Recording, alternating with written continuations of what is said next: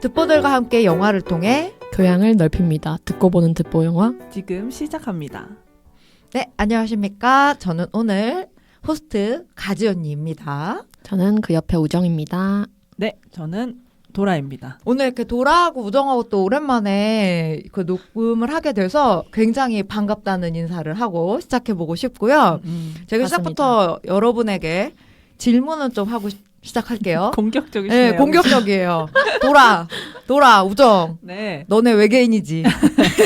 너네 외계인이지. 어떻게 알았지? 의심해 본 적 있습니다. 난 우정 그때 외로움 모른다 그럴 때 살짝 아. 의심스러웠고, 저 친구 외계인인가 생각했고, 도라 첫인상부터 약간 심상치 않았어. 기분이 굉장히 참 이상해. 외계인 아니야? 원래 저렇게 의심하는 사람들이 제일 마피아 외계인인데. 외계인이다. 맞아, 사실 내가 외계인이었어.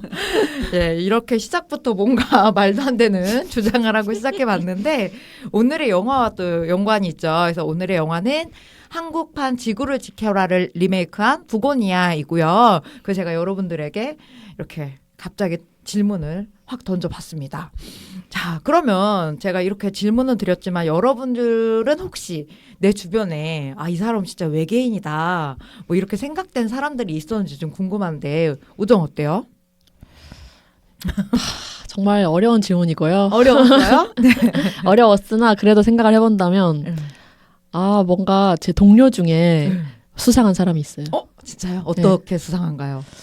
뭔가 운이 너무 좋아요. 오, 뭐 경품 같은 것도 엄청 잘 되고 진짜. 막 몇백 명 중에 한 사람 뽑는 막 그런 것도 엄청 잘 되고 진짜 그거는 순전한 운이잖아요.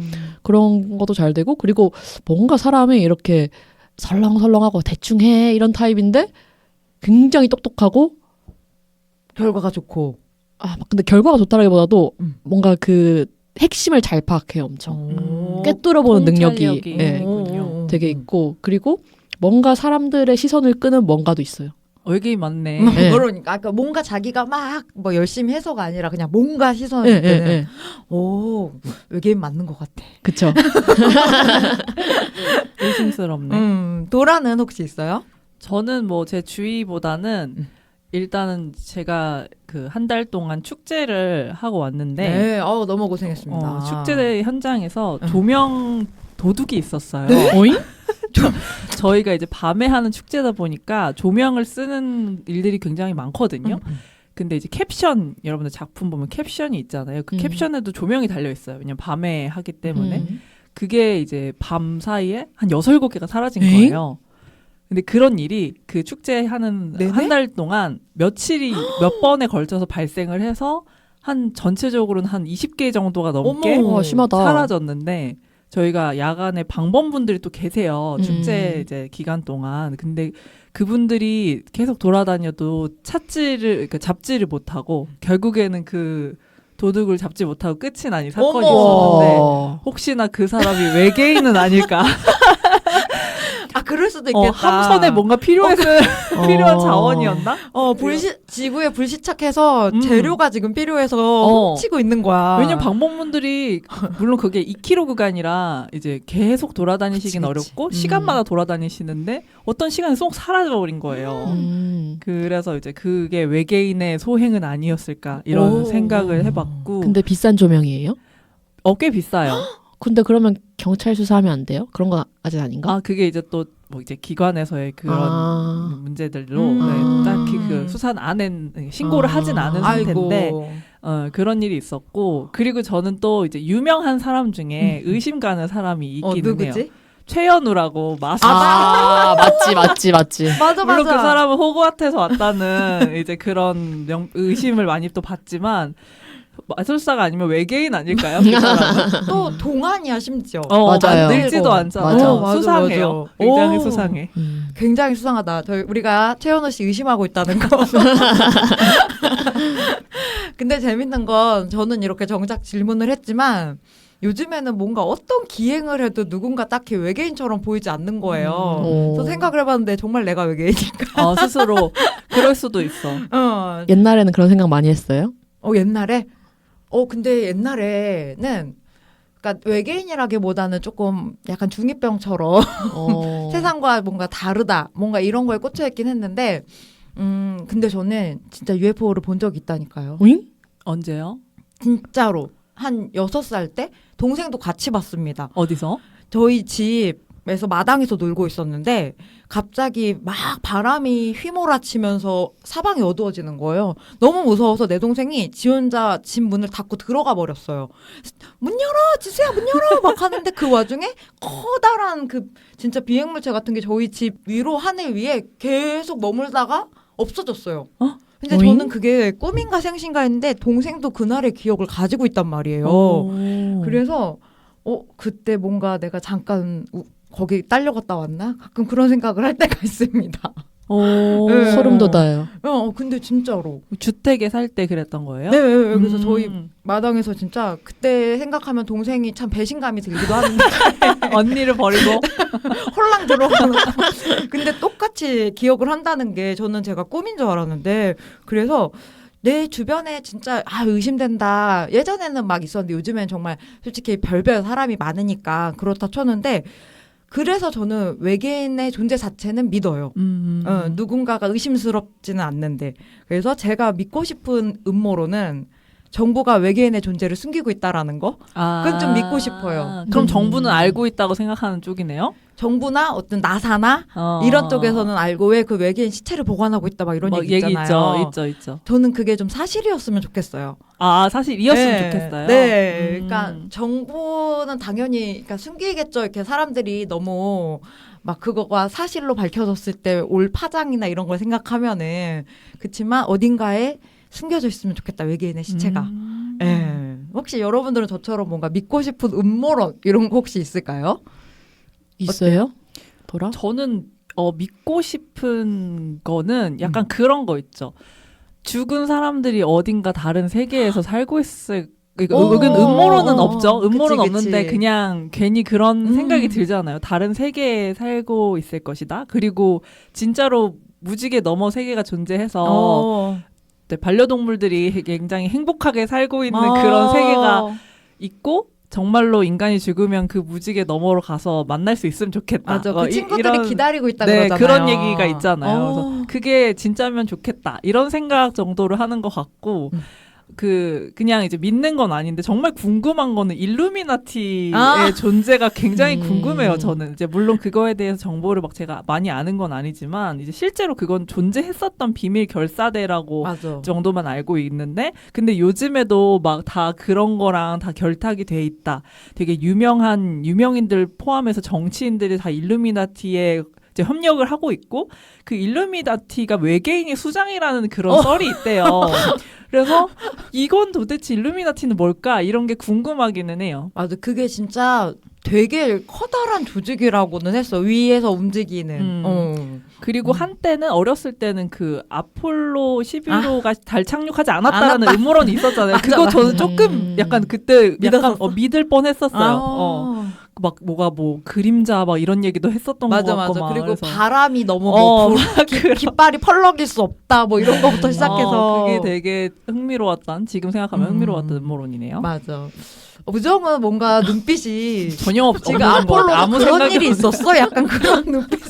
저는 이런 약간 SF라고 해야 될까? 이런 거에 별로 관심이 없어가지고 음모론 전혀 잘 모르겠고요. 그냥 다만 이제 그래도 뭐 굳이 생각을 해본다면 저는 사주가 과학이라고 생각하거든요. 그래서 그것이 굉장히 음모론이네. 일리가 일리가 있는데 이제 돈 있고 뭔가 권력이 있는 사람들만 그것을 가지려고 못하게 하는 건가? 그러니까 그것이 과학이 아니라고 하는 게 주류가 되나? 뭐 이런 생각을 해본 적이 그건 아닌 것 같은데요. 그러기에는 돈이 없는 사람들도 거기에 돈을 많이 씁니다. 네네. 저희도 다 사주 보고 하잖아요. 챗GPT로 심심하면 봅니다. 그것도 그런데 생각해보면은 진짜 돈이 있는 사람들만 더 잘 되려고 뭔가 진짜 잘 보는 사람들을 숨겨놓는다거나 이런 음모도 있을 수 있겠네요. 왜냐면 실제로 우리나라 정치계에서 굉장히 사주와 굉장히 밀접하게 또 연관이 있잖아요. 맞아요. 그 전 대통령도 맞아요. 근데 그래서 저는 제 사주는 제가 봅니다. 더 더 이상 남에게 의지하지 않겠다. 맞다. 직접 공부하시는 분들도 굉장히 많아요. 맞아요. 맞아요. 예. 이런 것처럼 오늘 뭐 외계인 음모론 이런 것들을 좀 얘기 나눠봤는데 오늘의 영화가 바로 이 음모론? 외계인을 믿는 한 남자와 그리고 외계인으로 의심받는 한 여자의 이야기이기 때문에 좀 이렇게 시작을 해봤고요. 자, 이제 본격적으로 영화 이야기를 할 텐데 혹시 영화를 안 보신 분들이 있다면 영화를 보고 들으셔라. 이제부터는 스포가 나갈 것이다. 네, 강력한 스포가 있는 영화인 것 같아요. 그래서 맞아요. 그러니까 스포를 알고 보면 정말 재미가 이것도 완전 반감이 되고 이 영화는 좀 그런 영화의 그런 축에 속하는 것 같아요. 그래서 이제부터 시작입니다. 네, 각오하세요. 자, 일단 이 영화는요, 부고니아고요. 감독은 요르고스 란티모스 감독입니다. 그래서 이 감독은요, 그리스 아테네 출신이라고 합니다. 그래서 2010년 이후에 그리스 영화계에서 등장한 독특한 영화 운동인 그리스의 이상한 물결을 이끌고 있는 대표적인 감독으로 알려져 있습니다. 그래서 주로 그리스에서 활동하다가 2012년 송곳니 영화의 성공으로 영미 영화계에 러브콜 받으면서 랍스터부터는 이제 영어권 영화를 주로 찍고 있다고 합니다. 그래서 방금 말씀드린 그리스의 이상한 물결이라는 건요, 이 사조 자체가 굉장히 불안정한 정서, 냉소적인 분위기, 비현실적인 설정, 우화적인 상징, 혹은 뭐 극도로 통제된 연출 이런 것들이 특징이고요. 그렇다 보니 기존 영화 문법에서 벗어난 새로운 미장센을 만들어내기 때문에 호불호가 굉장히 많이 갈린다. 그래서 평단의 평도 되게 극과 극으로 갈린다고 하는데 두 분은 어떠세요? 혹시 이 감독의 영화 보신 거 있으실까요? 저는 다른 거는 못 보고 뭐 유명한 작품 많지만 저는 이전작 가여운 것들만 봤는데 실제로 저는 불호였어요. 아, 불어요. 호인 사람들도 왜 호인지 알 거는 같아요. 근데 영상이라던가 연출하는 방식이 약간 그 천재적인 면이 있다는 것도 알긴 하겠는데 너무 불쾌해요. 네. 맞아요. 그래서 심지어 이번 부고니아가 이분의 작품 중에서 좀 덜 불쾌한 편이다라는 얘기는 있던데. 원작이 있어서 아마 그렇겠죠. 네, 그렇죠. 한데 정도가 있었겠지. 도라는요? 저는 사실 못 봤고, 근데 제가 알기로는 가여운 것들이 제일 이 사람 작품 중에 제일 불쾌한 작품으로 알고 있어요. 랍스터는 그냥 무난한 걸로 저는 알고 있거든요. 그래서 가여운 것들은 그 호불호가 굉장히 저도 강했던 걸로 알고, 그래서 저도 물론 보려고 했는데 그런 영화를 보려면 좀 각오가 필요하다. 마음에 에너지가 좀 있을 때 봐야 되잖아요. 맞아요. 근데 내가 그때 좀 그런 상태가 아니었어. 그런 영화를 감당할 수 없는 상태여가지고 보진 않았는데 랍스터 같은 경우는 굉장히 보고 싶었는데 아직 못 본 영화거든요. 그래서 근데 이번 영화도 그렇고 이번 영화도 그렇게까지 저는 자극적인 장면이 아주 많진 않았다고 생각을 맞아요. 해요. 그래서 물론 저도 전작을 다 보진 못했지만 어떤 결의 감독일까가 좀 더 궁금하긴 하더라고요. 이 영화를 보고 나서. 근데 또 제 지인은 그 옛날에는 작품을 좋아했는데 최근에는 너무 인물들을 극단으로 몰고 가서 별로다라고 얘기하긴 하더라고요. 예전에 비해서 요즘이 될수록. 그게 이제 지금 여기 우리 여주인공으로 나오는 미셸 역의 엠마 스톤이 지금 요르고스 란티모스 감독의 페르소나로 방금 말씀하신 뭐 가여운 것들이라든지 그리고 뭐 더 페이버릿 여왕의 여자 이런 영화들 지금 거의 5번째 함께 하고 있는 걸로 알고 있거든요. 그래서 무성 단편 영화였던 블리트라는 영화도 함께 했고요. 가여운 것들로는 아카데미 여우주연상도 수상했다고 하더라고요. 네. 마음에 안 들어요. 제가 안 좋아했어. 2024년에는 카인즈 오브 카인드니스 이런 작품들을 또 같이 했다고 합니다. 그래서 이 감독 작품을 하면서 엠마 스톤이 굉장히 좀 연기를 빡세게 했다는 얘기들이 좀 많이 들려오더라고요. 그랬을 것 같아요. 가여운 것들에서는 정말 더 심했다고는 하더라고요. 노출도 좀 꽤 많이 있었고. 노출도 노출이고 정말 그 아까 그 친구의 평 말 맞다나 인물이 정말 극한의 상황까지 몰아가기 때문에 힘들었을 것 같고 근데 그만큼 본인도 계속해서 같이 함께하고 있는 게 배우로서 많이 성장하고 있기 때문에 계속 함께하고 있는 게 아닐까 싶기도 해요. 저 이번에도 부고니아에서도 연기가 좀 되게 인상 깊긴 했어요. 그러니까 배우로서 굉장히 엠마 스톤이 되게 뭐 이렇게 포용할 수 있는 범위가 굉장히 넓은 배우가 됐잖아요. 맞아요. 그러니까 옛날에 사실은 EGA 막 이런 로맨틱 코미디 같은 영화로 라라랜드 시작을 했어요. 랑, 진짜 맨 처음에는. 그리고 나서 그 스파이더맨 이런 거 여주인공 하고 그리고 라라랜드 이런 걸로 조금 더 이제 여배우의 반열에 오르다가 저는 약간 그 사람의 연기 폭을 이렇게 넓힐 수 있는 계기가 약간 이 감독과의 만남을 통해서도 있었던 것 같거든요. 그러니까 물론 그 감독이나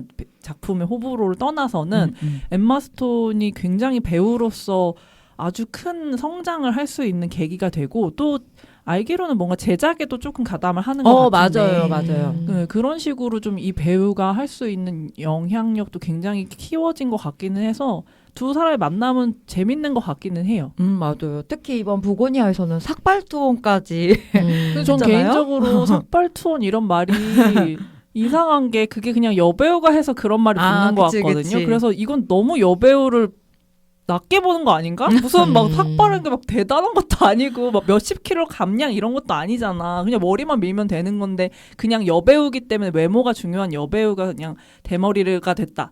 이런 거 같아서 그 표현이 별로 좋지는 않아요. 근데 예쁘더라고. 두상이 또 여전히. 너무 예뻐요. 여전히 너무 예쁘더라고. 이 두상이 어쩜 그렇게 예쁠까? 이목구비가 살아나요. 그리고 나도 밀고 싶으나 나는 나야말로 투혼이 된다. 괜찮을 것 같은데? 아재 언니도 예쁠 아니야, 것 같아요. 두상이 뒤에가 넓적해. 그래요? 외계인 아니네. 외계인 아니네. 정말 그래서 앞으로의 엠마 스톤 연기도 더 기대가 됩니다. 그리고 테디 역의 제시 플레먼트. 이분은 이제 이 감독이랑 카인즈 오브 카인드니스로 함께 했었다고 해요. 엠마 스톤과 함께. 그런데 제가 자료를 찾아보다 보니까 이분이 얼굴이 되게 다채롭더라고요. 이번에 나온 그 역할과 자료 사진에 있는 그 사진들이 되게 다른 사람 느낌인 것 같은 거예요. 그래서 좀 얼굴을 갈아 깨우는 스타일인가? 이런 좀 생각이 들었어요. 혹시 이 배우 보신 적 있으세요? 약간 그런 것 같아요. 얼굴은 굉장히 익숙한데 어떤 특별한 작품이 떠오르진 않고 대략 이런 스타일의 영화에 많이 나왔을 것 같다는 느낌 있잖아요. 맞아, 그냥 맞아. 저런 더벅머리 막 그러니까 약간 더티한 느낌의 뭔가 그런 걸 잘 주는 배우 같고 근데 표정이 굉장히 다양하잖아요. 맞아요. 영화에서도 막 되게 슬픔거나 막 울부짖는 막 이런 연기도 하고 막 불안해 보이는 어떤 그런 표정들도 되게 다양하게 잘 지어서 좋은 배우인 것 같다고 생각했어요. 네, 보니까 2024년에 11월, 2021년에 파워 오브 도그 뭐 여기에서 뭐 주연을 했더라고요. 그래서 앞으로도 얼굴을 잘 알아볼 수 있으면 좋을 것 같은 멋진 배우다라고 생각했고요. 자, 이 영화는 원작이 있다고 말씀드렸죠.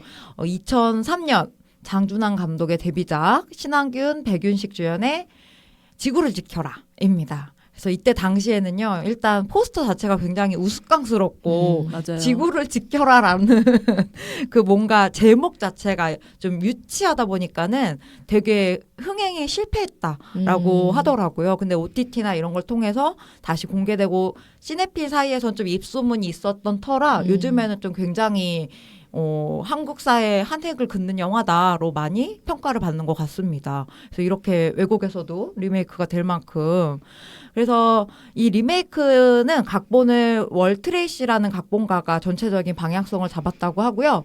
아리에스토랑 라스크누센이 함께 시나리오를 완성시켜둔 단계에서 란티모스 감독이 투입됐다고 합니다. 그래서 란티모스가 내가 많이 손대지 않았다 이렇게 얘기를 하더라고요. 그래서 원작에 대한 이야기랑 이렇게 비교는 이따가 좀 자세하게 나눠보도록 할 거고요. 자, 이 영화의 줄거리 어떤 내용인지 우리 우정 부탁드립니다. 네, 스포 나갑니다. 네. 일단 그 거대 바이오 기업의 물류센터 직원으로 일하고 있는 테디는 사라지는 벌들을 비롯해서 이 모든 일들이 은밀하게 진행되고 있는 외계인의 지구 침공 계획 때문이라고 생각하고 있습니다. 그리고 사장 미셸이 안드로메다에서 온 외국인이 아니라 외계인이라고 굳게 믿고 있죠. 근데 이건 역시도 나름대로 테디가 열심히 분석을 한 결과인데요. 오랜 준비 끝에 월식을 앞두고 함께 사는 사촌 동생 돈과 함께 결국 미셸을 납치하는 데 성공합니다. 지하실에 미셸을 감금한 채 탐문을 이어가는 과정에서 테디는 미셸이 외계인이 맞다고 확신을 하게 되죠. 이제 평화롭게 이제 같이 밥도 먹고 나름대로 흘러가나 싶더니 엄마의 사고와 관련해서 테디는 격분을 하게 되고 또 도망치기 위해서 회유했던 돈까지 죽음을 택하게 되자 테디는 미셸을 죽이려 하기도 합니다. 근데 그 과정에서 미셸은 엄마가 깨어날 수 있는 방법을 알려주면서 회유를 하기도 하고요. 하지만 결국 엄마는 깨어나지 못하고 방법은 통하지 않습니다. 결국 엄마 역시 죽음을 맞이하게 되는데요. 절망한 테디에게 미셸은 진실을 알려주겠다며 회유를 합니다. 그리고 함께 외계 행성으로 가자고. 하지만 결국 테디는 가지 못하죠. 스스로 잊고 있었던 폭탄 조끼가 터지면서 죽음을 맞이하게 되는 것인데요. 결과적으로 미셸은 행성에 돌아가게 됩니다. 정말로 외계인이 맞았던 것입니다.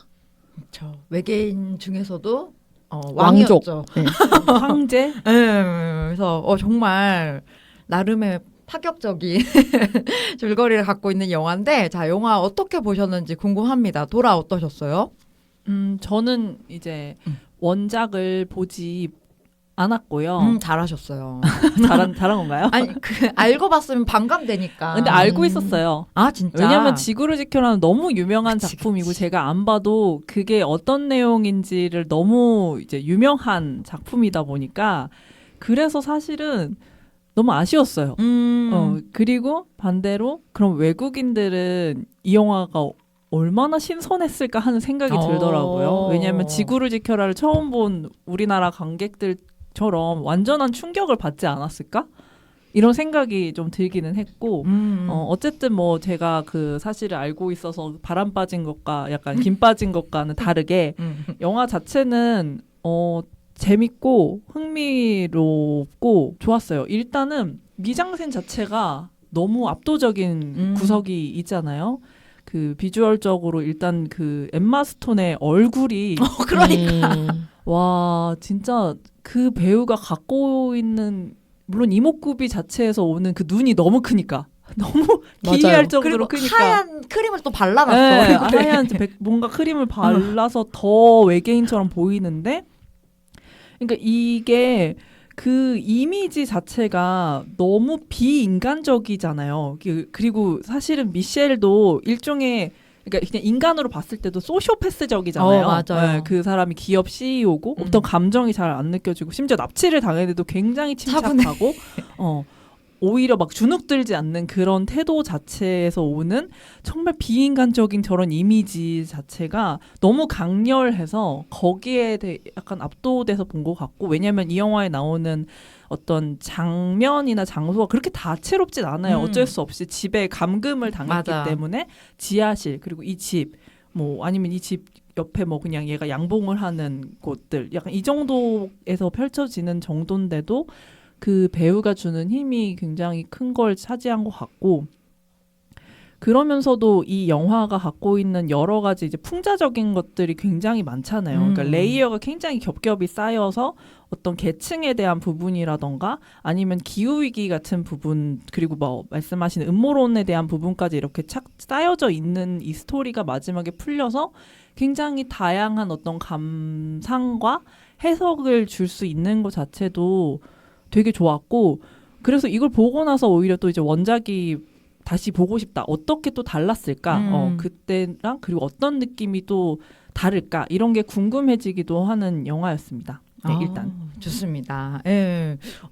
우정은 어땠습니까? 우정 기억하니? 아, 기억하고요. 저는 이 영화와 관련된 지금 일화가 상당히 많은데요. 일단은 아까 좀 그렇게 자극적이지는 않다고 이야기했지만 저한테는 너무 폭력적이었어요. 깜짝 놀랐어요. 물론 이제 그 지구를 지켜라 원작이 어느 정도 폭력적이라는 내용을 알고 갔음에도 굉장히 좀 가학적이다라고 느끼는 부분들이 많았고 근데 이제 그 일화라 함은 제가 첫 번째 관람 때 아마 퇴근하고 뛰어가서 봤나 해서 그런지 앞부분에서 좀 졸았어요. 근데 앞부분에서 좋은 것도 아마 앞부분이 약간 루즈하기 때문이 아니었을까 싶기도 한데요. 아무튼 앞부분에서 약간 졸아서 언제 깼냐면 약간 둘이 싸우기 시작할 때 깨서 그때부터 엄청 과학적으로 흘러가는 거예요. 제 기준으로. 그래서 뭔가 별로 앞부분에서 빌드업이 없이 너무 폭력적으로만 흘러가는 게 내가 졸아서 그런 건가 싶어서 한 번 더 봤어요, 오늘. 근데 앞부분을 봐도 그 폭력적으로 이어지는 것까지 빌드업이 좀 약하다라는 느낌이 저는 개인적으로 들어서 그러고 이 영화를 보고 어쨌든 원작도 저는 추가적으로 봤는데 원작이 훨씬 좋긴 하더라고요, 저는. 근데 그럼에도 불구하고 어쨌든 영상이라던가 이 감독만의 자기 색깔은 진짜 확실하다라는 생각은 많이 들었고 사람들이 그런 얘기 많이 하잖아요. 이 감독 엔딩 찍으려고 이거 각색했구나. 맞아. 엔딩 바꾸려고 각색했다. 그 얘기 많더라고요. 엔딩이 바뀌는 거예요? 엔딩이 좀 달라요. 거기다가 얘기해드릴게요. 네네. 그리고 엔딩이 자기 색깔이 엄청 강하니까 이거 찍고 싶어서 했네. 뭐 이런 얘기 많이 하더라고요. 맞아요. 그래서 그런 부분이 되게 재밌었어요. 저는 일단 이거 보고 원작을 봐서 그런지 저는 오히려 이게 좀 과학적인 부분을 확 덜어냈다고 생각이 들었거든요. 예. 그래서 영화가 좀 궁금하네. 이제 얘기가 다르니까. 네, 제가 그거는 좀 이따 비교해드리면서 한번 알려드릴게요. 네. 그래서 전체적으로 저는 도라와 조금 비슷한데 되게 연극 같은 느낌이 들었어요. 아무래도 장소도 되게 제한적이고 두 사람의 뭔가 대사로만 뭔가 이어지는 게 많잖아요. 그런데 제가 여태까지 본 이런 극 중에서 제일 긴박하게 본 것 같은 느낌? 그러니까 진짜 약간 확실히 저도 미셸에 좀 압도당했어가지고 테디도 만만치 않게 미친놈처럼 연기를 잘해가지고 정말 진짜 이 대사와 이 미장센으로 압도당하는 거 정말 신기하다라는 느낌을 좀 받았고요. 영화가 좀 계속 움직인다는 느낌을 받았어요. 그러니까 이게 도라가 말했던 부분인 것 같더라고요. 레이어가 하나씩 벗겨지고 이러면서 원래 저는 이렇게 2인 구도가 나오면은 꼭 한 사람을 응원한단 말이에요. 누구를 응원하셨나요? 네, 좀 더 착해 보이거나 좀 불쌍한 사람, 뭐 이런 선악을 구분해서 꼭 응원하려는 그 F적인 그렇죠. 관점이 있어요. 근데 이번엔 누구도 응원하기 어렵더라고요. 계속 층이가 벗겨지면 쟤 불쌍한 거 같다가도 쟤 이상하고 미친놈이고 이 여자도 뭔가 되게 가식적인 것 같으면서도 진실이 있는 것 같고 그래서 되게 두 인물이 좀 혼란스럽게 그려졌다라는 느낌이 있어서 좀 영화 내내 뭔가 생각이 춤을 추는 듯한 그래서 좀 영화가 살아있다는 그런 느낌을 좀 받았습니다. 그리고 그러니까 그렇다 보니까는 두 인물에 대해서 어느 정도 이해가 되다가도 되게 거슬리고. 그럼 가지 언니는 그 지구를 지켜라의 그 마지막 그러니까 미셸이 결국엔 외계인이라는 걸 모르고 본 거예요? 사실 그건 알았어요. 그쵸? 왜냐면 지구를 지켜라가 저도 거기까지는 알아요. 그래 뭐 결론은 외계인이었다. 뭐 여기까지는 알고 있었던 터라. 근데 그냥 그걸 잊고 봤어요. 일부러. 잘했네요. 그냥 두 사람에게만 몰입하자. 그렇게 해서 봤더니 약간 그런 느낌이 있었고 어쨌든 외계인이었어도 이 여자는 약간의 지구인들에 대한 연민이 없진 않아 보이고 뒤로 가면은 맞아요. 그래서 되게 뭔가 끝까지 해소가 되지 않고 진짜 생각할 여지를 좀 많이 주는 그런 영화가 아니었나 싶어서 저는 굉장히 재밌게 봤습니다. 자, 그럼 혹시 인상 깊은 대사나 장면이 있었을까요? 근데 저는 일단은 여러 가지 장면들이 다 좋았지만 개인적으로는 이제 영화에서 계속 이제 반복돼서 어쨌든 이 스토리와 계속 연관된 어떤 장면들이 막 이어지다가 약간 그걸 탁 깨고 나오는 그 공기가 확 전환되는 느낌의 장면들을 좋아하거든요.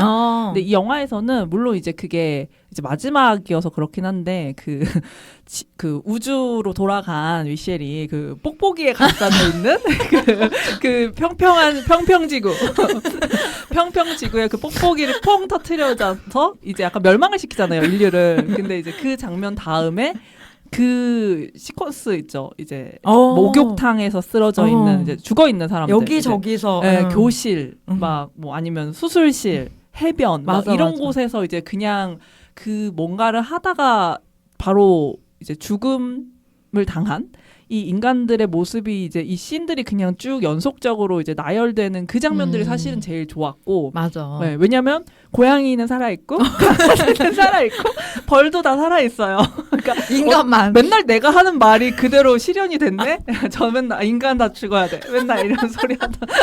나 외계인인가. 아무튼 머릿속에 뭔가 실현시켜줬네. 그 장면들이 근데 나오는 게 그게 되게 좋잖아요. 그러니까 이 장면이 엄청 강렬하면서도 약간 서정적인 느낌도 주고 맞아. 그리고 이 영화의 마지막에 굉장히 뭔가 심오한 메시지 같은 것들을 또 담아내고 있는 것처럼 보여서 개인적으로는 그런 장면들이 제일 인상 깊었던 것 같고 그거 말고는 그냥 미셸의 얼굴들인 것 같은데 저는 그것도 재밌었어요. 이 돈과 테디가 미셸 처음에 납치하려고 할 때 굉장히 막 어설프잖아요. 그 미셸이 막 뭔가 격투기 같은 거 했었어가지고 막 팍팍 때리는 거 막 얻어맞고 막 쓰러지고 약간 이 시퀀스도 이 움직임하고 막 그 집 뒤로 막 도망가서 이런 장면도 너무 우스꽝스러우면서도 맞아요.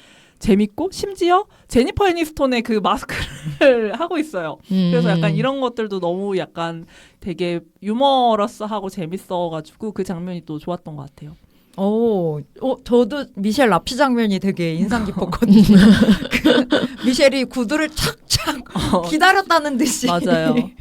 구두를 그 착착 벗어제끼는 모습에서 그 수영장에서 왜 비치면서 두 사람이 그 풀밭에서 막 그 맞아요. 격투를 펼치는 그런 게 되게 수영장이라는 고요한 그 공간에서 두 사람이 밖에서 벌어지는 일에 좀 관조적인 느낌으로 보다 보니까는 이런 생각도 들더라고요. 아, 지구가 막 아픈데 우리 사람들은 안락함에 내 눈앞에만 있는 것 같은 그 환경에서만 좀 관조적으로 보는 태도와 좀 비슷하다 그런 느낌도 좀 받았던 것 같고 해서 그 장면이 되게 인상 깊었고 그리고 미셸한테 막 대접하잖아요. 나중에 제가 몰라 뵙고 막 이런 황제 조기씨군요. 막 이러면서. 그래서 그것도 되게 인상 깊더라고요. 왜냐면은 테디의 이중성하고 부중함 막 이런 것들이 되게 막 동시에 보여지니까. 그러니까 저는 테디가 지구를 지키기 위해서 뭐 미셸을 납치했다 막 이렇게 하지만 처음 만났을 때 막 양복 입고 이런 게 저는 처음에 꿀리지 않으려고 그런 줄 알았는데 이 장면을 보고 보니까 되게 면접 같은 거예요. 나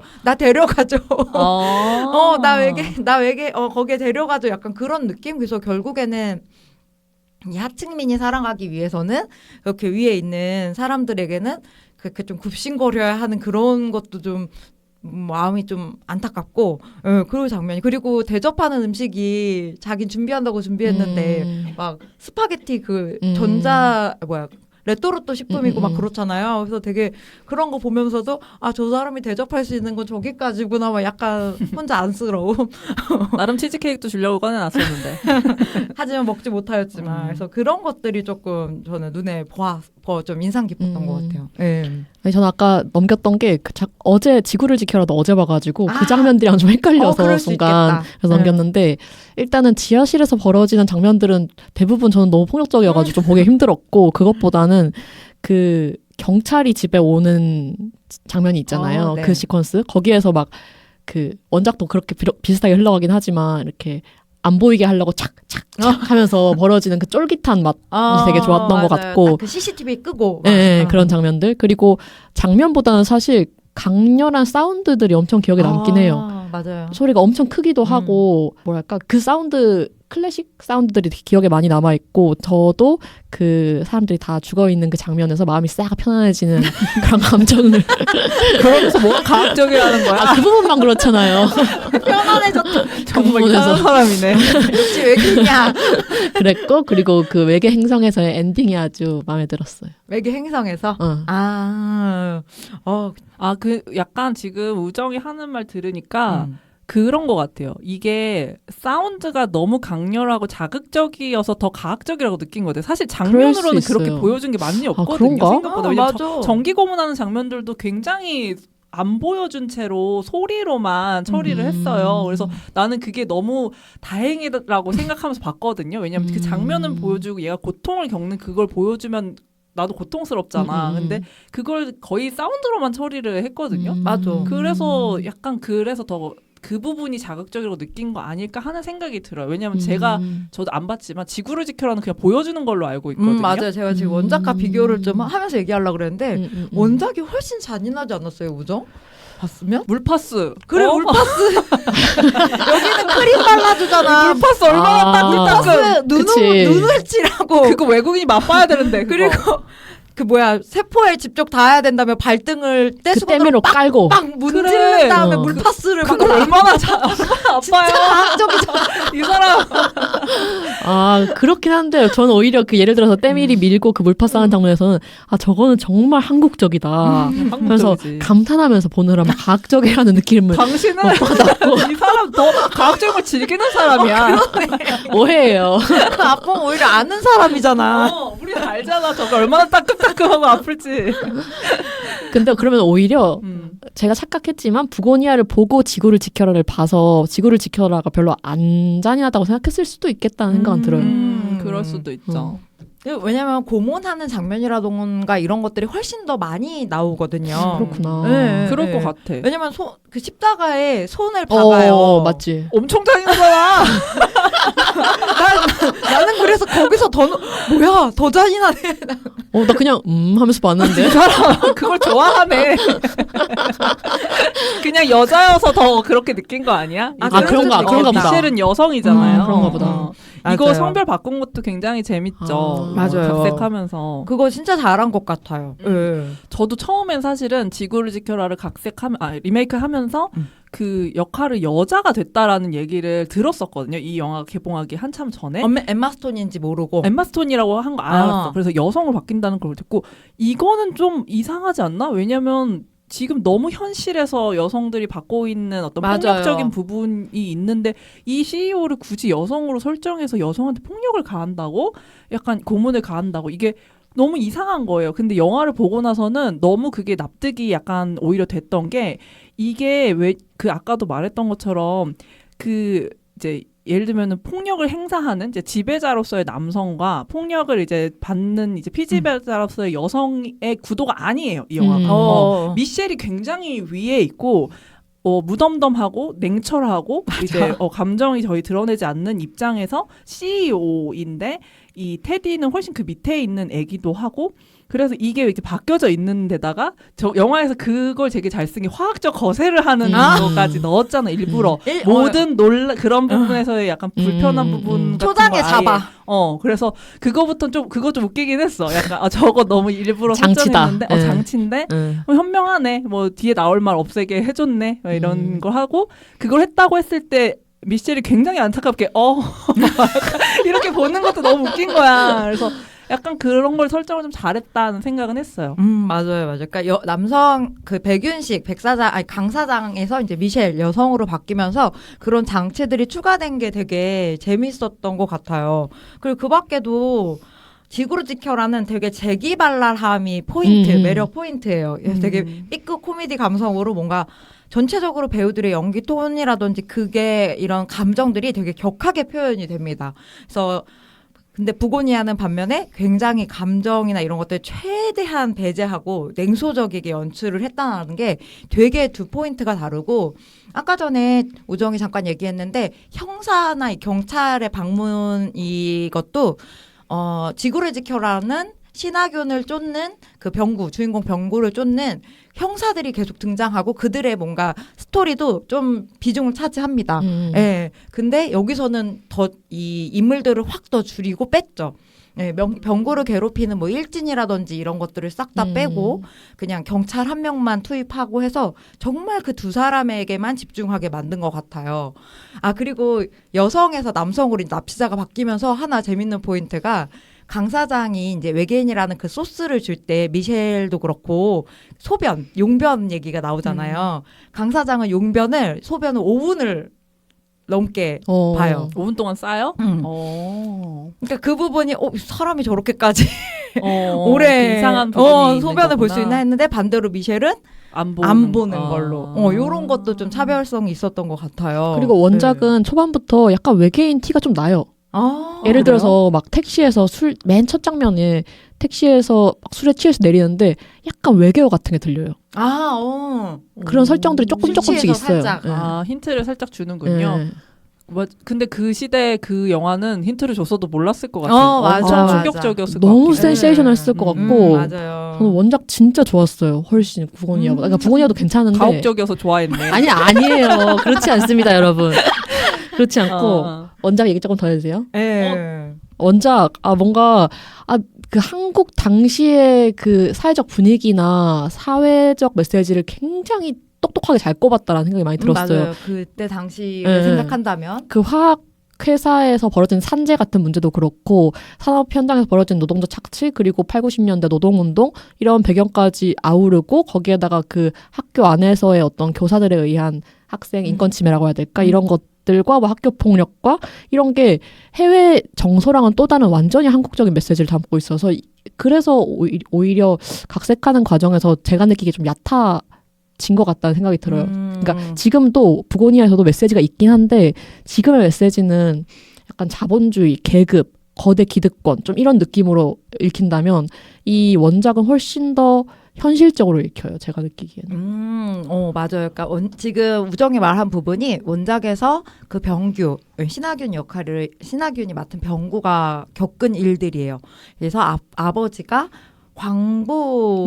맞아요. 근데 거기서 이제 다리를 잃으시고 그러면서 자살을 하나 그랬던 것 같아요. 그래서 그런 그 병구의 뭔가 불행들이 계속 보여집니다. 그래서 학교에서도 폭력을 당하고 선생님들에게도 폭력을 당하고 이런 것들이 나중에 싹 나와요. 그러다 보니까 병구의 서사가 훨씬 더 깊어질 수밖에 없는 것 같은데 그에 반해 이 부고니아는 테디의 서사 같은 것을 되게 단적으로만 보여주잖아요. 맞아요. 엄마가 하늘에 떠 있는데 그걸 붙잡고 있는 그런 모습이라든지 이 정도만 보여주니까 서사적으로는 좀 더 약해 보일 수는 있어요. 근데 저는 오히려 그래서 좋았어요. 왜냐하면 이 사람에게 뭔가가 더 이입되지 않는, 그러니까는 이 사람을 이해를 완전히 시키지 않는 그런 느낌이 좀 있는 거예요. 저는 실제로 병구는 좀 불쌍했거든요. 불쌍할 것 같아요. 말만 들어도. 그 의도하는 바가 좀 다를 것 같은데 그래서 저는 원작이 약간 그 박하사탕 생각이 나면서 어쨌든 이 인물이 이해가 되고 그 가해자와 피해자를 완전히 뒤집는 방식이었다면 오히려 부고니아는 그런 서사들보다 약간의 그 광기 이런 거에 좀 더 집중하고 있는 것 같아서 그 부분이 더 흥미로울 수는 있겠다라는 생각은 들어요. 맞아요. 그래서 두 개가 어쨌든 20년의 차이가 나는 영화여서 지구를 지켜라는 그때 당시에 한국 정서를 나름대로 잘 그 표현했다라는 거에서 굉장히 좋고 부고니아는 뭔가 지금의 사회적 메시지를 훨씬 더 냉소적으로 그렸기 때문에 사람들이 어떻게 보면 더 불편할 수도 있을 것 같아요. 우정이 느낀 것처럼. 자, 그러면 이거 먼저 좀 얘기를 해보고 싶어요. 아까 전에 엔딩이 굉장히 다르다라고 말씀드렸는데 엔딩에서 이 원작은요. 나중에 이제 강사장이거든요. 백윤식이 이제 돌아갑니다.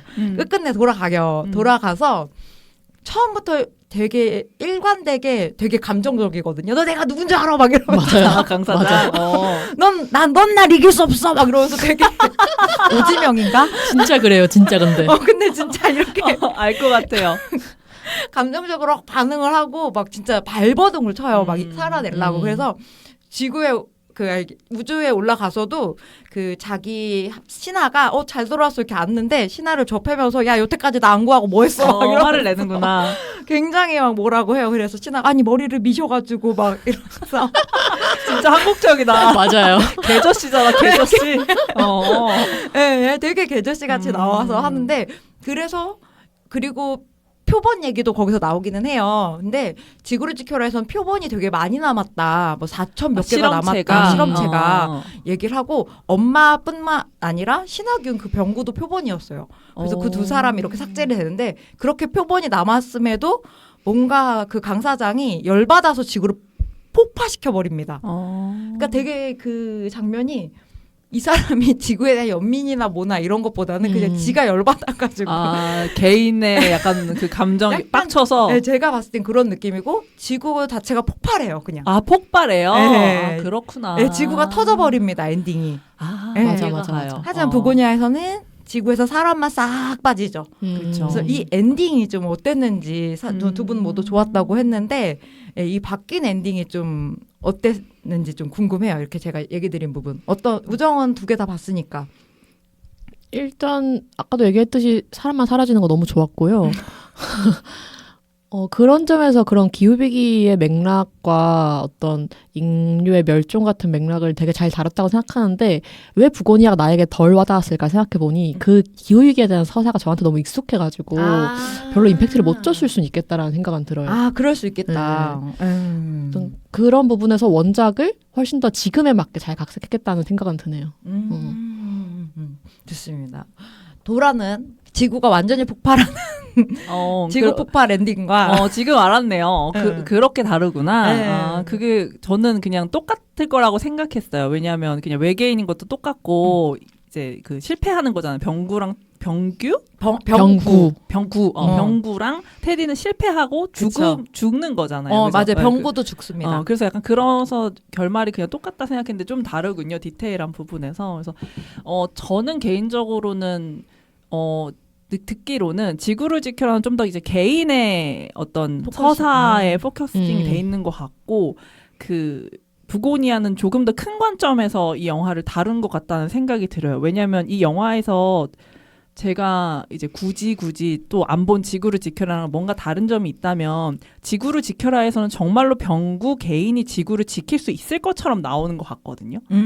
근데 이 부고니아에서는 인류가 과연 지구를 지킬 수 있을까의 그러니까 물음표를 띄운 느낌이었어요. 인류 너네가 감히 지구를 자격이 지킬 있니? 수 있을까? 그래서 저는 약간 인간이 자멸의 종족이기 때문에 이 부고니아의 결론 자체가 그 자멸하는 그 종족을 어떻게 대할까에 대한 외계인이라고는 하지만 사실은 신의 구도거든요. 그죠. 왜냐면 아틀란티스라고도 그런 얘기 하고. 나오잖아요. 너네가 왜 나랑 닮았는지 알아? 내 모습을 본따서 너네를 만들었다고 얘기를 하는 게 우리가 보통 그 기독 신앙에서 내려오는 신이 인간을 만들 때 그런 식으로 만들잖아요. 그리고 이제 마치 신이 인류를 어떻게 없앨 수 있을 것처럼 정말로 인류를 그렇게 없애기도 하고 그래서 저는 그 부분이 이 결말이 좀 되게 좋았던 영화인 것 같아요. 저는 결말이 이렇게 안 갔으면 이 영화를 그렇게 좋아하진 않았을 것 같기는 해요.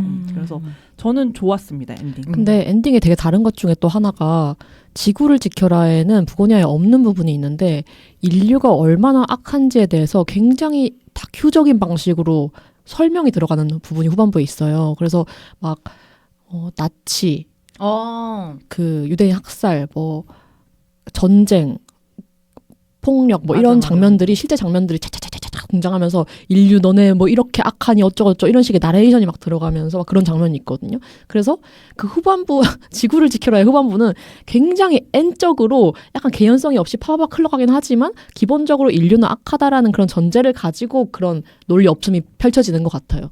근데 이제 그 부고니아는 훨씬 더 그 기후위기라던가 이런 맥락 하나로 이은 것 같다는 생각이 들고 결국엔 마지막에 꿀벌이 나타나잖아요. 그쵸, 맞아요. 그쵸. 그 결말도 좋죠. 네. 인류는 사라지고 꿀벌이 다시 나타나서 그래서 저는 이게 지구를 지키려면 인간이 사라지는 게 답인가 해서 맞아. 이 부고니아 영화 뜻이 죽은 황소에서 죽은 황소를 이렇게 두면은 거기서 다시 벌이 태어난다 뭐 이런 뜻이라고 하더라고요. 그러니까 지구에서 인간을 죽인 그 사체 더미에서 벌이 다시 태어나는 그러니까 새로운 희망을 보는 그런 걸 나타냈나 이런 생각도 좀 들면서 저도 이 엔딩이 되게 좋았던 것 같습니다.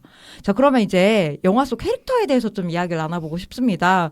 정말 원작만큼 너무나도 개성 넘치는 캐릭터들이 많잖아요. 그래서 대표적인 인물 일단 미셸 그리고 테디 그리고 원작과 또 다른 부분이 하나가 있는데 테디를 돕는 역할이 돈으로 나오죠. 사촌이고. 근데 원작에서는 약간 이제 애인 순이가 등장합니다. 그래서 줄타기를 하는 서커스 단원이거든요. 네, 그래서 그런 모습이 조금 다른데 우리 부고니아에서는 미셸, 테디, 돈에 대해서 좀 이야기를 해보고 싶어요. 그래서 먼저 테디 정말 광기의 인물이죠. 뜨겁다 못해 막 진짜 활활 타오를 것 같은 그런 인물인데 겨우 터졌잖아요. 진짜 결국엔 터졌어. 그래서 저는 이 테디라는 인물이 정말 그러니까 모든 인물이 다 다채롭지만 테디가 엄마를 진짜 살리고 싶었나? 이것도 되게 궁금하더라고요. 그래서 여러분들은 이 캐릭터를 보고 어떤 걸 느꼈으며 이 사람의 이제 엄마를 향한 뭐 마음이 어땠을지 좀 얘기해 주시면 좋을 것 같아요. 우정 어때요? 저는 일단 테디가 엄마를 살리고 싶었던 마음을 의심하진 않았던 것 같아요. 보면서. 그리고 전체적으로 등장하는 인물들이 다 그 미셸을 제외하고 되게 심리적으로 취약하잖아요. 불안정하고 그리고 그래서 그런지 서로가 서로를 가스라이팅하고 있는 느낌이 좀 있고 그래서 테디도 엄마가 되게 정신적 지주였던 것 같고 그래서 엄마만을 살리고 싶었던 그 감정은 되게 진실해 보였어요. 그래서 살리고 싶었던 것은 사실이다라고 생각합니다. 사실이다. 그러면 테디는 좀 어떤 인물로 좀 보여줬어요? 약간 제가 미국에 안 살아보고 그 영미권에 살아보지 않아서 잘 모르겠지만 그 영미권에서 실제로 음모론을 믿는 사람들의 바이브가 있잖아요. 막 우리나라에서도 약간 정치적으로 되게 매몰되어 있는 사람들의 느낌이랑 비슷할 것 같은데 약간 남의 얘기 안 듣고 자기 얘기에 엄청 꽂혀 있고 그 뉘앙스가 그리고 약간 사회성이 좀 떨어지고 그런 굉장히 편향되어 있는 사람처럼 보였어요. 그쵸. 네. 너무 막 편향되고 너무 뜨거워. 그러니까 자기의 것에 굉장히 꽂혀 있는. 자기의 것에 꽂혀 있는. 맞아요. 정말 너무 꽂혔죠. 도라는 좀 어땠어요? 테디가 저도 엄마를 살리고 싶었던 거에 딱히 의심하지 않았는데 이 질문을 보고 의심을 해야 되나? 이런 생각이 들어가지고 사실은 부동액이라는 거 알면서 사실은 그 포인트를 좀 생각을 해봤어요. 알면서 미셸 탓을 하면서 죽이려고 뭐 이제 그런 생각도 해봤죠. 그런 생각도 해봤고, 근데 사실 저는 테디를 그렇게 중요한 인물로 취급을 안 했던 것 같기는 해요. 약간 되게 중요한 인물임에도 나는 오로지 미셸만. 근데 임팩트가 강했어. 근데 이제 테디 같은 경우는 근데 너무 고통을 많이 받은 트라우마 덩어리잖아요. 그러니까 그 사실 보안관이라고 하는 그 남자도 그 보모로 왔어서 뭔가 폭력을 가했잖아요. 얘한테. 맞아요. 그런 어렸을 때 이제 트라우마에 더해서 자신의 엄마가 그런 식으로 이제 무슨 상태라고 식물인간 상태로 이제 있게 되는 것들도 그렇고 그래서 어떻게 보면은 저도 이 영화가 약간 위험하지 않나 하는 지점이 그거였거든요. 미국에는 굉장히 음모론자들이 엄청나게 많은 걸로 저도 알고 있어요. 그러니까 우리나라 수준이랑 다르게 얘네는 차원이 다르거든요. 근데 이런 영화를 만들면 어떤 음모론은 사실은 진실일 수도 있겠다라는 또 이들에게 어떤 그런 잘못된 생각을 지구평평설을 다시 한번 부상시키는 걸 수도 있잖아. 그래서 그게 살짝 걱정이 되기도 하면서 근데 어쨌든 이 영화에서의 테디는 기업으로서 굉장히 착취당한 어떤 인물 근데 그들의 어떤 막 발버둥 같은 것도 기업에선 굉장히 그런 식으로 까내리잖아요. 너가 하는 말 다 헛소리고 피해망상이야. 맞아. 약간 이런 어떤 계급성 위치의 인물인 것도 보여주는 것 같아요. 한편으로는 정말 그 미치광이 이제 음모론을 믿는 미치광이도 그것도 있지만 그래서 이 영화가 약간 그런 면에서 레이어가 굉장히 잘 쌓여진 영화라고 생각했던 것 같습니다. 맞아요. 그래서 저는 사실 이 질문을 할 때 저도 사실은 별로 테디의 마음은 진짜였지. 근데 저는 좀 어떤 부분이 좀 그랬냐면 테디가 어쨌든 누가 봐서 부동행이었단 말이에요. 근데 그게 너무 살리고 싶어서 믿고 싶어서 주사한 것 같은데 엄마가 죽고 나서 그 달아나는 모습에서 너무 당황해서 그랬겠지 하면서 혼자 되게 막 이런저런 생각을 많이 하다가 결국엔 이런 질문이 나오게 됐어요. 쟤는 정말 엄마를 살리고 싶었던 건가? 근데 너무 살리고 싶고 너무 믿는 나머지 그렇게 다 벌어진 일이겠거려니 이렇게 생각을 하게 됐습니다. 저도 결론은. 네. 자 그러면 이 테디의 엄마를 죽게 조작한 이 미셸. 미셸은 정말 테디를 외계로 마지막에 데려가려고 했을지 이 여성의 이 사람의 이 외계인의 그 전에 했던 뭔가 뭐 다양한 모습들을 비춰봤을 때 이게 진실이었을까요? 도라 어떻게 생각해요? 없었다고 생각하는데 왜냐면 데려가봤자 이 새끼를 가지고 무슨 일을 해 약간 근데 그런 생각이 있음에도 이제 어쨌든 영화에서는 미셸이 인류에 대한 연민이 좀 있는 것처럼 표정이 나오는 거 보면 뭐 샘플 한두 개 정도는 갖고 가고 싶었을 수도 있겠다는 생각이 들긴 해요. 그래서 그게 처음엔 돈이 아니었을까? 돈은 굉장히 착하고 자폐 스펙트럼을 뭔가 가지고 있는 인물인데 미셸의 말도 되게 잘 듣잖아요. 그래서 데려가고 싶었을 것 같은데 걔는 이제 자기가 이제 자멸을 택하는 이제 인물이었고 근데 테디는 데려갈 생각이 저는 없었다고 생각했어요. 그냥 거기서 폭파되거나 아니면 데려가서도 어떤 식으로 모르겠어. 데려가서도 얘를 가만히 내버려주진 않았지 않았을까? 뭐 이런 생각을 했어요. 줬다. 왜냐면 이제 미셸이라는 인물이 되게 하는 말마다 뭔가 감정이 없고 하는 말마다 좀 뭐랄까 어폐가 있는 말을 되게 많이 하잖아요. 그래서 직원들한테도 퇴근해라고 하는데 그 대신 네 할 일은 다 해야지. 뭐 약간 근데 퇴근해 할 일 없으면 퇴근해. 뭔 소리야? 물론 할 일 있으면 남아도 돼. 그런 말을 그거 너무 웃겨. 굉장히 아무렇지도 않게 막 하잖아요. 그래서 저 사람이 말하는 것은 어디까지가 진실이고 어디까지가 거짓인가가 되게 궁금하더라고요. 그러면서 그 광기 테디의 엄마를 부동액으로 얘기했을 때도 그 내 차에 있는 그 사실 내 차 뒤에 있는 거 그거 사실은 엄마 살리는 약이야 거짓말하는 거잖아요. 테디가 주입을 하면은 엄마가 죽는다는 걸 알았을 텐데 그렇게 거짓말을 하는 것 자체도 좀 도대체 뭐야 쟤는 약간 이런 생각이 들어서 과연 미셸은 테디를 데려가려고 했을까 이것도 되게 궁금하더라고. 근데 봤을 때 표정이나 이런 것들은 좀 데려가고 싶었던 것도 같고. 그래요? 그래서 저는 나는 여러분들에게 어떻게 어떻게 이 상황을 빨리 벗어나나 이런 느낌이긴 했는데. 저는 데려가려고 했다까지는 생각했어요. 왜냐하면 그냥 어쨌든 뭐 현실에서 되게 대단한 사람이고 별 볼일 없는 사람이던 간에 그 지하실에 갇혀있는 상황은 되게 위협적인 상황이 맞잖아요. 그리고 말이 안 통하고 그러니 일단 데려가서 자기는 지금 머리카락도 없고 하니 가서 이제 동료들이 있는 곳에서 처벌을 하든 뭘 죽이든 하려고 하지 않았을까? 데려가지만 이제 가서 처벌을 한다. 라고 생각했어요. 그죠. 그래서 저도 데려가려는 것까지는 왜냐면 본인도 당황했거든요. 이게 폭발했을 때. 그래서 데려가려 했었나 봐. 약간 그런 느낌이 들어서 하지만 이제 도라는 아니었다. 그래서 되게 궁금하더라고요. 이런 부분이 미셸이라는 이 인물을 봤을 때 이 미셸의 심중을 파악할 수가 없어요. 그죠. 근데 그래서 어쨌든 관객들이 얘가 지금 외계인이 맞나 아닌가 이거를 혼란을 가중시키는. 계산기 꺼낼 때도 되게 웃겼잖아요. 막 계산기 뭐냐? 사실 막 이렇게 해가지고 막 그때 약간 외계인 아닌가? 저도 그랬어요. 저도요. 외계인 아닌가? 약간 이거 좀 오반데? 약간 이런. 그래서 막 일상적으로 사용하는 걸로 의심받지 않으려고 막 하는데 구구절절 설명하잖아 그거에 대해서. 지구를 지키려 해서는 최소한 컴퓨터거든요. 맞아. 근데 계산기로 풀 줄이야 깜짝 놀랐어요.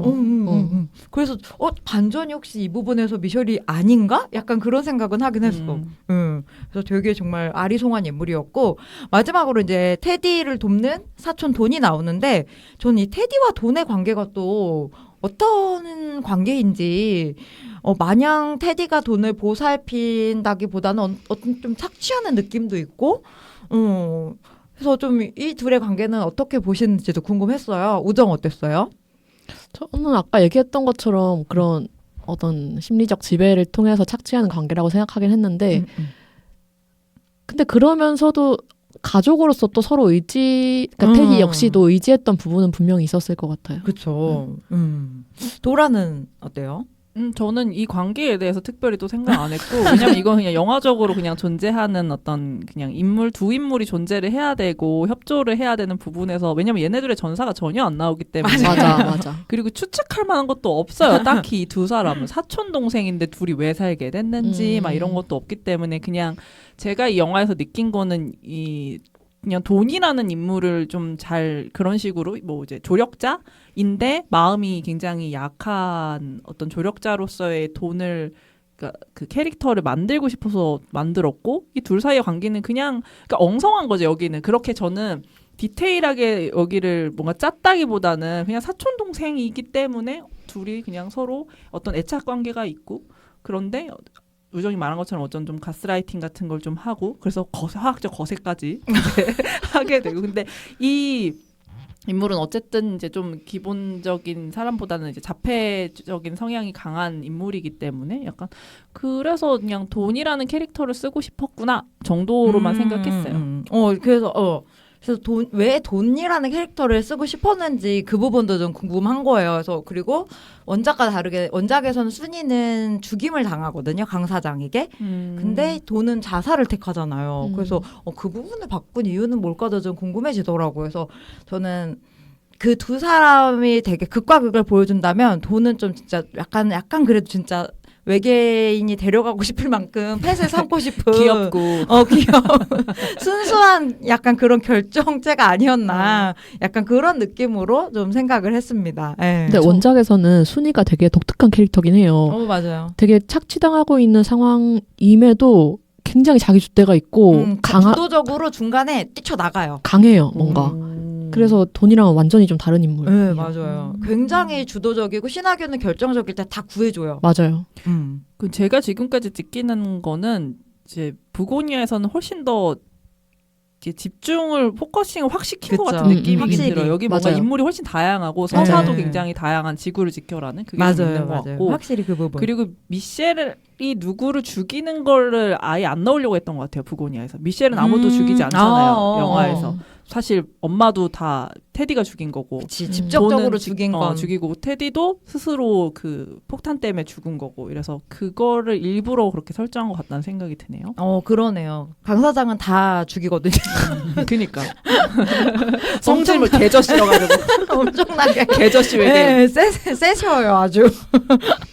그러면 이제 마지막으로 이제 드디어 미셸이 외계인으로 이제 외계로 돌아가잖아요.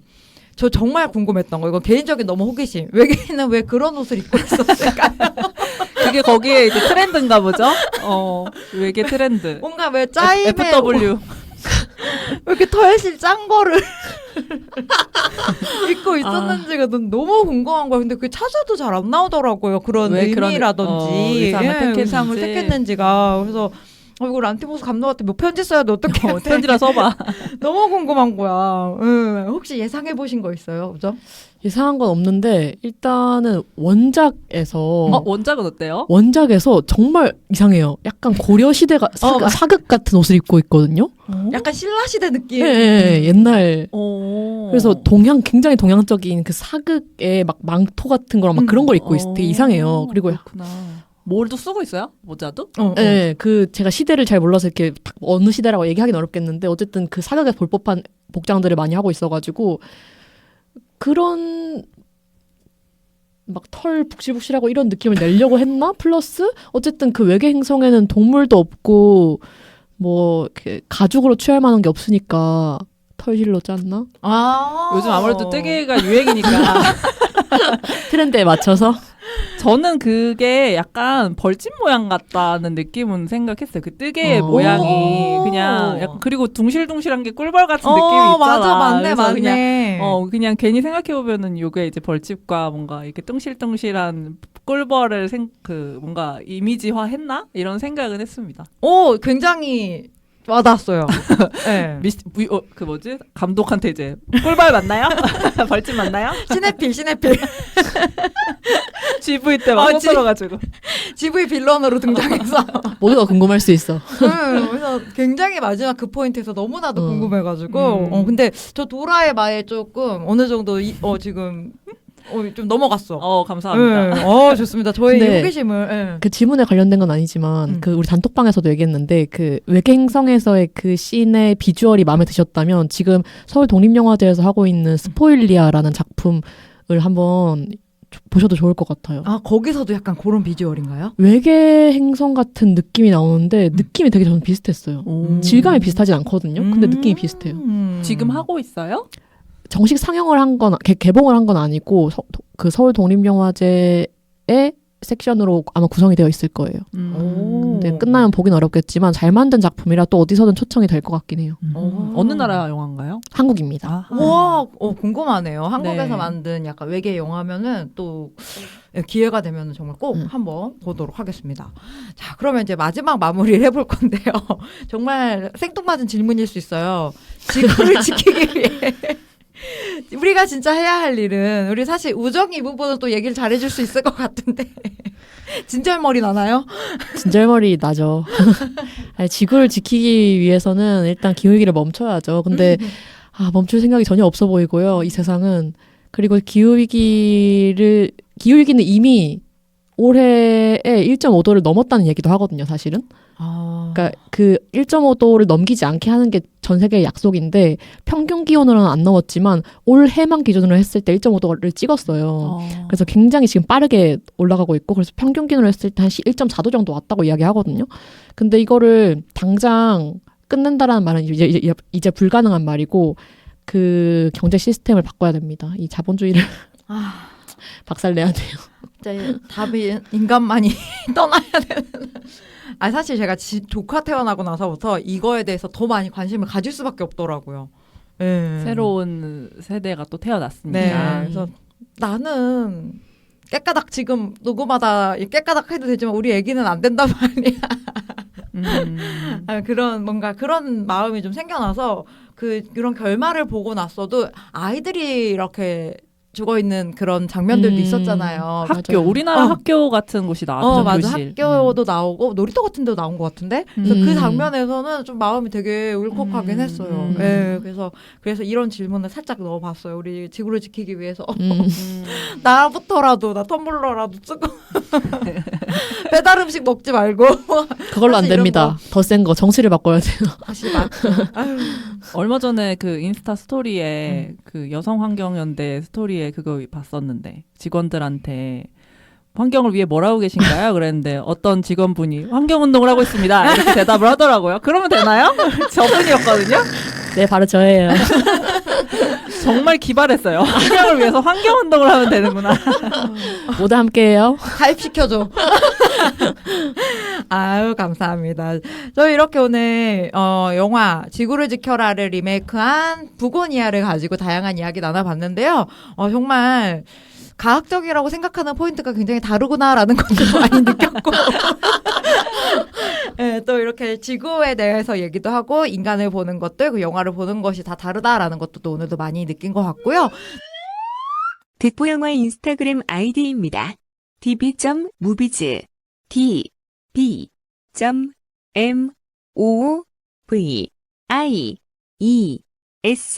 많은 관심 부탁드립니다.